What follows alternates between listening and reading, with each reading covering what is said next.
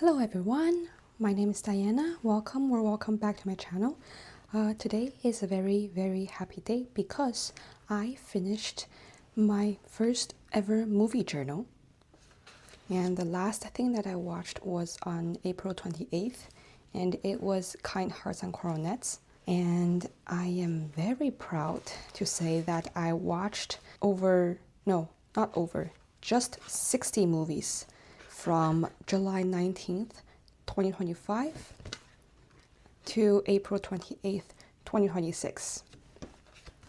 And yeah, it is time to say goodbye to this journal and replace it with a new one. The old one was a third-party brand that I really liked, but when I got it back in China, I only got one of these. Unfortunately, I do have to go with another brand. I chose to go with the original provider, Traveler's Company, and this is the lightweight paper number 13. It has 128 pages, so I would have to watch 128 movies before I can get a new insert. I tested out whether the fountain pen that I use on my old journal would bleed through, because this is a very thin paper, and it does not. There is some kind of ghosting going on, but it holds very well. And the first movie that I plan to watch for this journal is Devil Wears Prada 2. I'm watching it very soon and I'm very excited.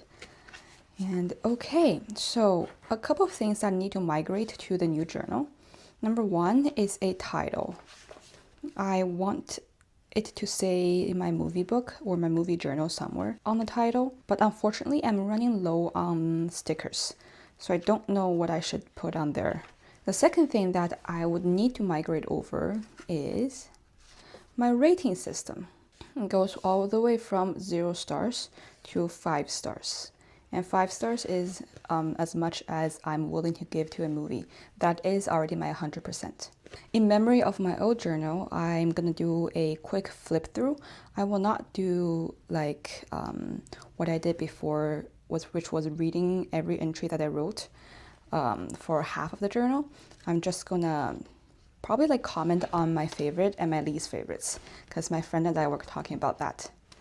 The movie that inspired me to create this journal was also my favorite of the year. Actually, no, I think I saw another one that I give 5 stars for, but this was the one that inspired me to start this whole book in the first place. And yes, I talked about this in detail in my other video, which I will link.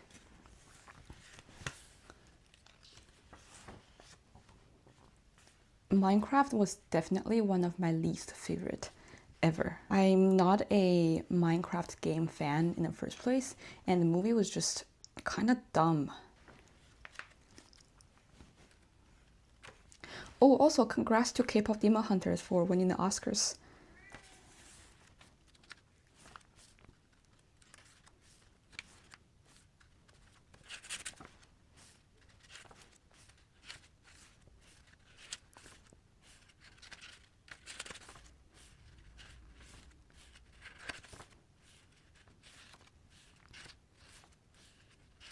This deserves some kind of explanation, because I saw a good review on The Housemaid, and so I went into the theater blind without even knowing the genre of the movie, and I don't really like horror or thriller movies. 10 minutes in, I was like, you know what? This movie is not for me. So I went out and asked them if I could exchange the ticket that I bought for The Housemaid to something else. And Marty Supreme was also on my list at the time, and it was just about to begin. So I got my tickets from Marty Supreme and I watched it, and I hated it. Okay, I did not know why it was nominated for Oscars in the first place, or like at all for anything. Okay, this is totally personal taste. Well, actually no, this is partly personal taste and partly just really weird storytelling. Oh, you're welcome to zoom in and pause and read my commentary if you want. And in direct contrast from Marquis Supreme is Hamnet. I really liked Hamnet. It was really well done. Kind of slow at first, but it was very emotional and it communicated its intention very well.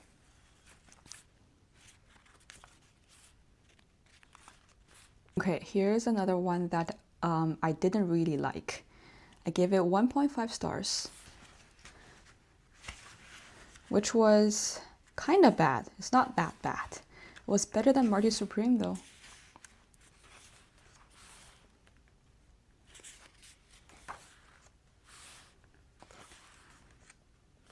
Ah, there was another 5-star.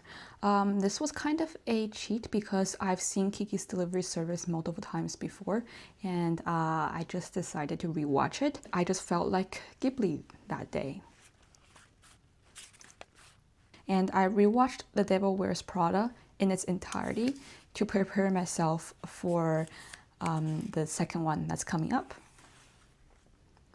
Okay, this was the movie that I really absolutely hated with all my heart. Honestly, it is on the same level as Minecraft, but I felt really offended by this movie as an Asian, and this was just okay. You know what? I don't think I will do it justice by just hating it out loud. I will just read what I wrote, which took me more time and thought and details. I was deeply offended by this movie. It looks like a few white dudes got together and decided to cash in on some other culture's lore. The end product isn't even well made. The plot is unnecessary. The girl character, Rav or whatever, her mere existence is a joke. The theme is laughable, but at least there is one. Wait, there are a few. The characters' designs are okay, but I hate the Lu Lady and the Yao Guai designs. Extremely unoriginal and stereotypically Western. There are so many unanswered questions. First of all, who's the Empress? What happened between who and the rest of the Zodiac? The movie explained it as a cat issue and solved it by nothing. The problem solved itself. Isn't that nice? Also, what's the Phoenix? Why is holding it with your hands the answer to all of its problems? Who is this family of guardians? What happened to Tom's parents? And most importantly, the Zodiacs making fun of Tom's accent while having white accent is the most absurd thing. Okay, that was all my hate. Let's move on to something that's a little bit more positive. Oh yeah, Project Hail Mary. I really enjoyed it. I love Rocky.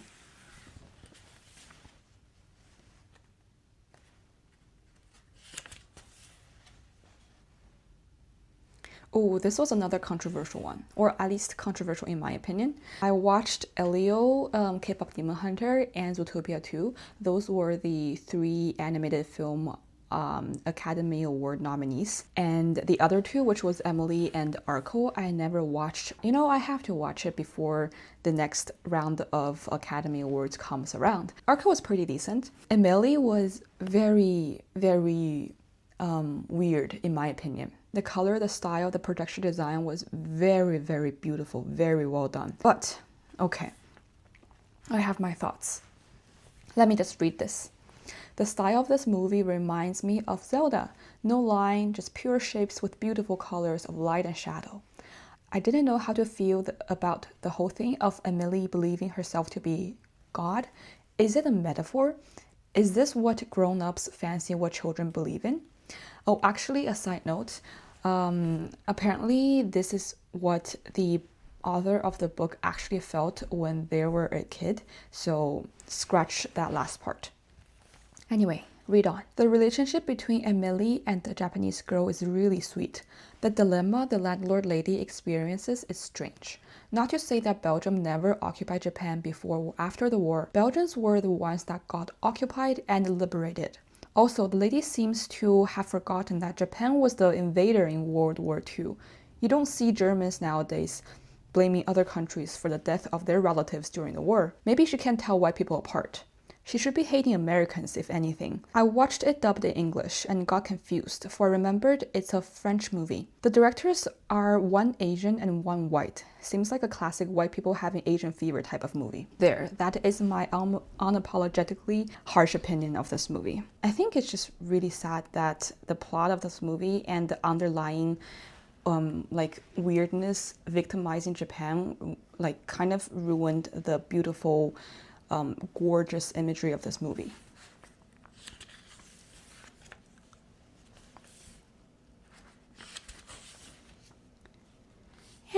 there, that is the end of this book, and I will now be switching over the rating system to the next book.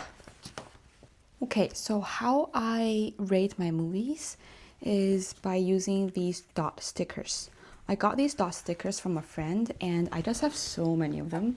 That I don't know what to do with them, so I just started to rate movies with them. Something that I want to say is this is my rating system and it's not the best rating system. I don't even know if it's a good rating system. And I ran into problems with it before. Like if when I want to rate a movie, say like 3 stars, I generally go back and compare it with the other movies that are rated slightly above or below this movie. And then I felt like I should change the rating based on the rating of other movies and not entirely based on how I felt about the movie at that time. And I sometimes went back and changed ratings. For example, I changed The Tiger's Apprentice from 0.5 stars to 0 star, just because how much I hated the memory of it when talking to a friend about it made me go back and change the rating. Not too sure if it is the best thing to do because it does not reflect how I felt about the movie right after I watched it. And some of the movies that I rated were a couple of days later than when I first watched it. So yeah, the accuracy of this system is probably not the best. I mean, it worked for me for the past year. Even if I were to change it, I don't know what I would do to it. So I'm just gonna keep it as is and we'll go from there. I realized that as I got older and as I watched more and more movies, I became quite critical of movies. The movies that I used to enjoy before as a kid, and with a rewatch, now it's like, it's actually not that good. It wasn't as good as I remembered it was. And sometimes when I hear people praise a movie that just came out and that motivated me to watch it, my expectations were raised too high due to somebody else's opinion before I could have a chance to form my own. That was why it really affected how I feel about a particular movie.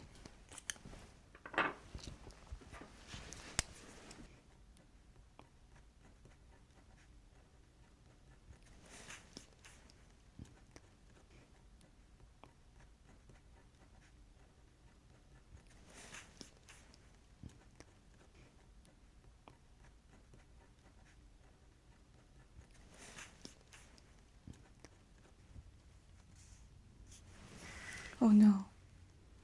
Oh no. Okay. It cannot fit system here, but I also don't have space to fit system here. Oh no. What should I do? I'm gonna fit the S here.